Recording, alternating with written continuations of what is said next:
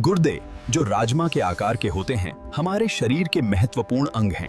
ये रक्त को फिल्टर करते हैं और अवशेष पदार्थों को बाहर निकालते हैं। नमस्कार दोस्तों, आज हम मानव शरीर के एक ऐसे अंग की बात करेंगे जो हमारे जिंदा रहने के लिए उतना ही जरूरी है जितना कि दिल या फेफड़े। हम बात कर रहे हैं वृक्क यानी किडनी की। सही कहा। अक्सर लोग इसे सिर्फ एक सफाई करने वाला अंग मानते हैं, लेकिन इसकी गहराई में जाएं तो यह एक बेमिसाल इंजीनियरिंग का नमूना है। इसकी संरचना से शुरू करते हैं। बिल्कुल, अगर हम बाहर से देखें तो ये गहरे लाल रंग का और सिम के बीच बीन शेप जैसा दिखता है। ये हमारी पीठ की मांसपेशियों के पास रीढ़ की हड्डी के दोनों तरफ स्थित होता है।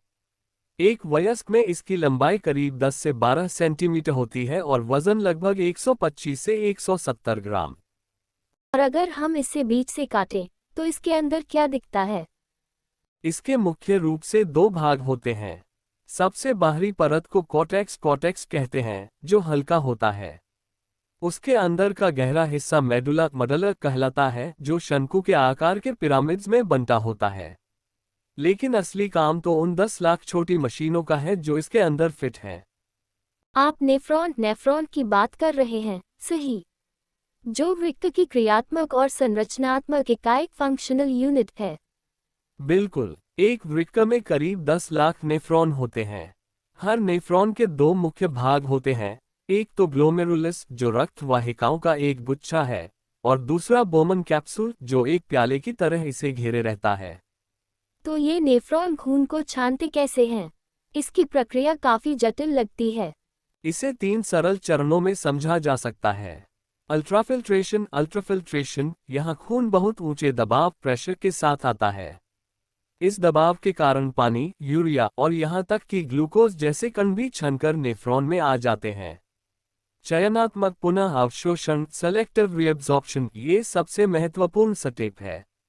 जब छना हुआ द्रव नलिकाओं ट्यूब्यूल्स से गुजरता है तो किडनी देखती है कि अरे, इसमें तो शरीर के काम का ग्लूकोज, लवण और विटामिन भी छन गया है। वह उन्हें वापस खींचकर रक्त में डाल देती है। स्रावन सेक्रीशन, अंत में जो जहरीला अपशिष्ट यूरिक एसिड बचता है, उसे सीधे मूत्र के रूप में बाहर भेज दिया जाता है। कमाल है। मतलब किडनी यह भी तय करती है कि शरीर से क्या बाहर जाना चाहिए और क्या अंदर रहना चाहिए। इसके और क्या कार्य हैं? इसके कार्य केवल सफाई तक सीमित नहीं है। जल संतुलन, ऑस्मोरेगुलेशन, ये शरीर में पानी की मात्रा को बैलेंस करती है। संतुलन, ये हमारे रक्त को न तो ज्यादा अम्लीय एसिडिक होने देती है और न ही ज्यादा क्षारीय। हार्मोन बनाना, ये एरिथ्रोपोइटिन बनाती है जो हड्डियों को लाल रक्त कोशिकाएं आरबीसी बनाने के लिए प्रेरित करता है। रक्तचाप नियंत्रण, ये रेनिन नाम के एंजाइम से ब्लड प्रेशर को मैनेज करती है। और अगर किसी की किडनी काम करना बंद कर दे तो हमने सुना है कि डायलिसिस करना पड़ता है। हाँ, डायलिसिस एक कृत्रिम प्रक्रिया है जो मशीन के जरिए वही काम करती है जो हमारी किडनी प्राकृतिक रूप से करती है। और जो विशेषज्ञ इसका इलाज करते हैं उन्हें नेफ्रोलॉजिस्ट कहा जाता है। तो सार यह है कि किडनी हमारे शरीर का एक ऐसा फिल्टर है जो न केवल सफाई करता है, बल्कि हमारे पूरे आंतरिक वातावरण को संतुलित रखता है।